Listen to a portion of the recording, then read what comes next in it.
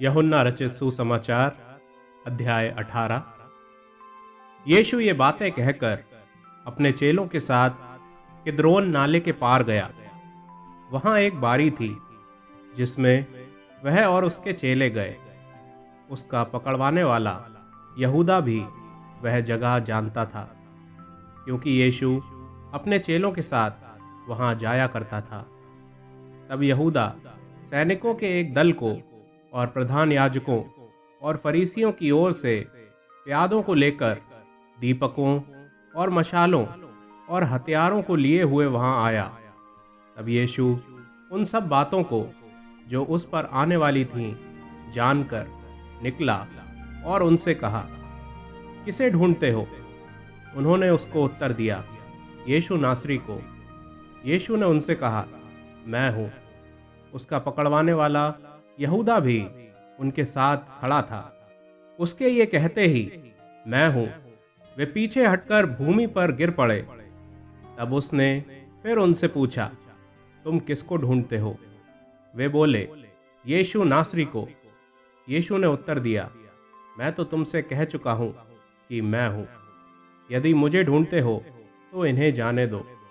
ये इसलिए हुआ कि वह वचन पूरा हो जो उसने कहा था, जिन्हें तूने मुझे दिया उनमें से मैंने एक को भी न खोया। तब शमौन पतरस ने तलवार जो उसके पास थी खींची और महायाजक के दास पर चलाकर उसका दाहिना कान उड़ा दिया। उस दास का नाम मलखुस था। तब यीशु ने पतरस से कहा, अपनी तलवार म्यान में रख। जो कटोरा पिता ने मुझे दिया है, क्या मैं उसे ना पीऊं? तब सैनिकों और उनके सूबेदार और यहूदियों के प्यादों ने यीशु को पकड़कर बांध लिया और पहले उसे अन्ना के पास ले गए, क्योंकि वह उस वर्ष के महायाजक काइफा का ससुर था। यह वही काइफा था जिसने यहूदियों को सलाह दी थी कि हमारे लोगों के लिए एक पुरुष का मरना अच्छा है।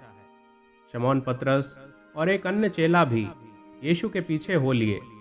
ये चेला महायाजक का जाना पहचाना था, इसलिए वह यीशु के साथ महायाजक के आंगन में गया, परंतु पतरस बाहर द्वार पर खड़ा रहा। तब वह दूसरा चेला जो महायाजक का जाना पहचाना था बाहर निकला और द्वारपालिन से कहकर पतरस को भीतर ले आया। उस दासी ने जो द्वारपालिन थी पतरस से कहा, कहीं तू भी इस मनुष्य के चेलों में से तो नहीं है? उसने कहा, मैं नहीं हूं।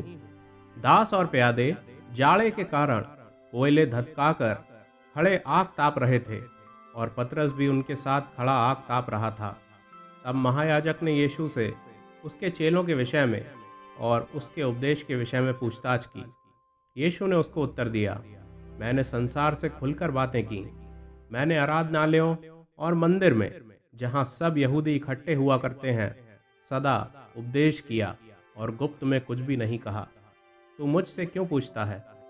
सुनने वालों से पूछ कि मैंने उनसे क्या कहा। देख, वे जानते हैं कि मैंने क्या क्या कहा। जब उसने ये कहा तो प्यादों में से एक ने जो पास खड़ा था यीशु को थप्पड़ मारकर कहा, क्या तू महायाजक को इस प्रकार उत्तर देता है?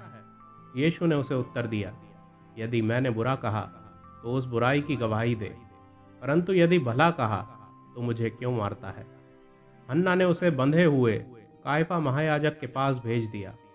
शमौन पतरस खड़ा हुआ आग ताप रहा था। तब उन्होंने उससे कहा, कहीं तू भी उसके चेलों में से तो नहीं है? उसने इनकार करके कहा, मैं नहीं हूं। महायाजक के दासों में से एक जो उसके कुटुंब में से था, जिसका कान पतरस ने काट डाला था, बोला, क्या मैंने तुझे उसके साथ बारी में नहीं देखा था? पतरस फिर इनकार कर गया और तुरंत मुर्ग ने बांग दी। तब वे यीशु को काइफा के पास से किले को ले गए और भोर का समय था, परंतु वे आप किले के भीतर नहीं गए ताकि अशुद्ध ना हो, परंतु फसह खा सकें। तब पिलातुस उनके पास बाहर निकल आया और कहा, तुम इस मनुष्य पर किस बात का आरोप लगाते हो? उन्होंने उसको उत्तर दिया, यदि वह कुकर्मी ना होता तो हम उसे तेरे हाथ ना सौंपते। पिलातुस ने उनसे कहा, तुम ही इसे ले जाकर अपनी व्यवस्था के अनुसार उसका न्याय करो। यहूदियों ने उससे कहा, हमें अधिकार नहीं कि किसी का प्राण लें। ये इसलिए हुआ कि यीशु की वह बात पूरी हो जो उसने ये संकेत देते हुए कही थी कि उसकी मृत्यु कैसे होगी। तब पिलातुस फिर किले के भीतर गया और यीशु को बुलाकर उससे पूछा, क्या तू यहूदियों का राजा है? यीशु ने उत्तर दिया, क्या तू ये बात अपनी ओर से कहता है या दूसरों ने मेरे विषय में तुझसे ये कहा है? पिलातुस ने उत्तर दिया, क्या मैं यहूदी हूँ?